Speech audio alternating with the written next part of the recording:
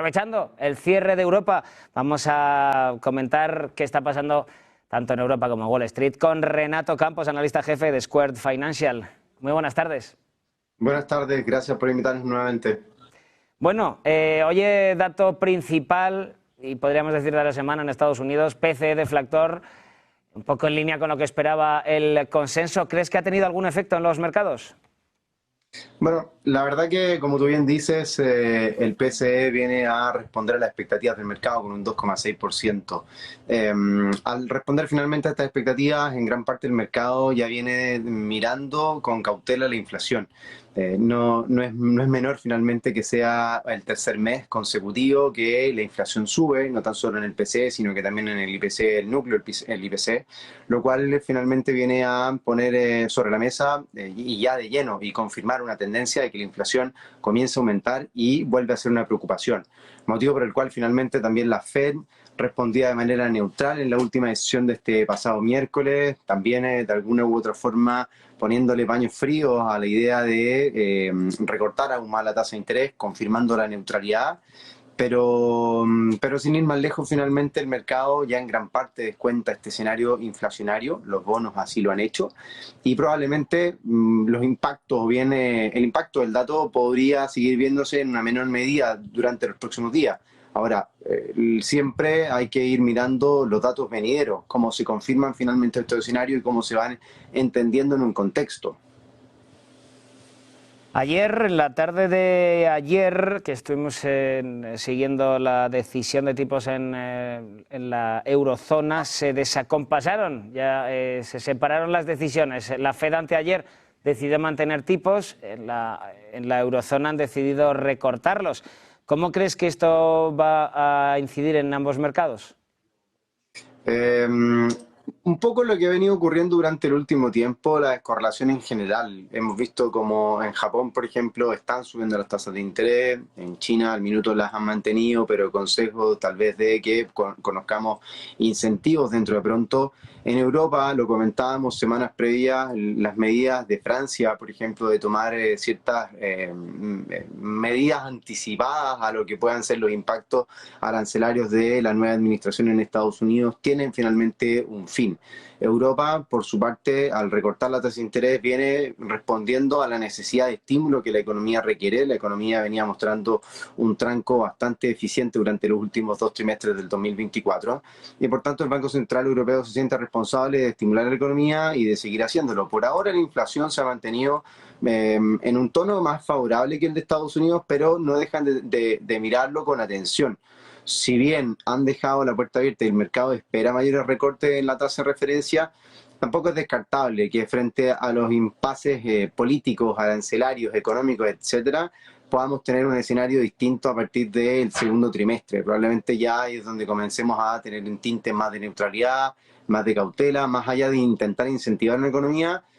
Hay que, más bien, probablemente Christine Lagarde va a intentar ser más precavida frente a todo este embrollo político y económico. También hoy en los mercados, batería de resultados en Wall Street. ¿Qué nos puedes contar? Vemos algunas subidas y bajadas bastante fuertes. Siempre son subjetivas finalmente los reportes trimestrales. Ha sido el caso, por ejemplo, de Tesla esta semana, que reportaba datos, la verdad que bastante decepcionantes en algunos aspectos, pero de igual forma rentaba en positivo en sus acciones y tenemos un cierre, la verdad, un poco más optimista.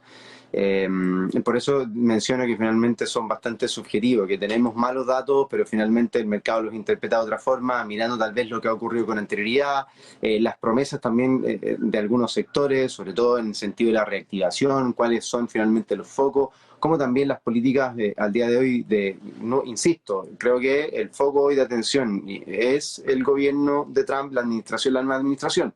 Por tanto, ahí es donde uno comienza a derivar antecedentes, cómo podrían impactar a ciertos sectores, y ahí es donde se está dando esa respuesta.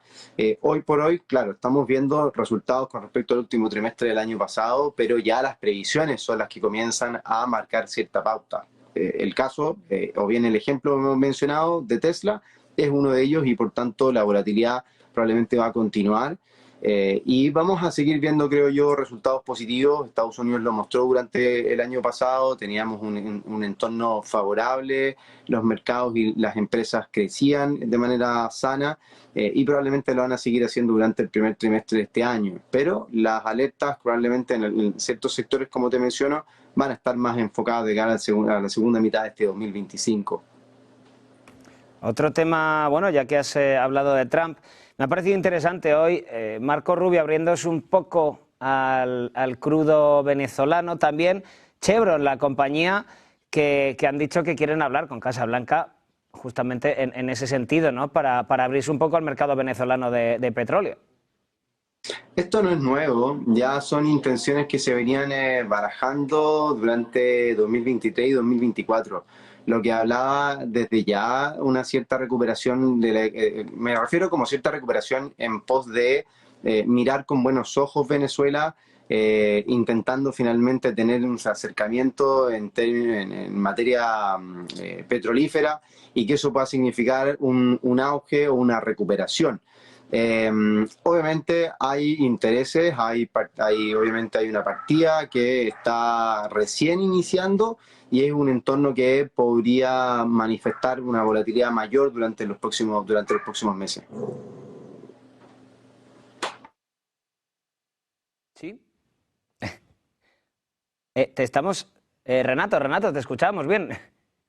Sí, no, mencionaba eso, finalmente dejábamos en entrever esa situación finalmente para el petróleo, que es un escenario más bien óptimo, favorable, y que contribuye a la idea de tener también una mayor abundancia de inventarios al día de hoy y que los precios del petróleo, que es la intención de la nueva administración, pueda llevarse a cabo o bien pueda perpetuarse durante este año.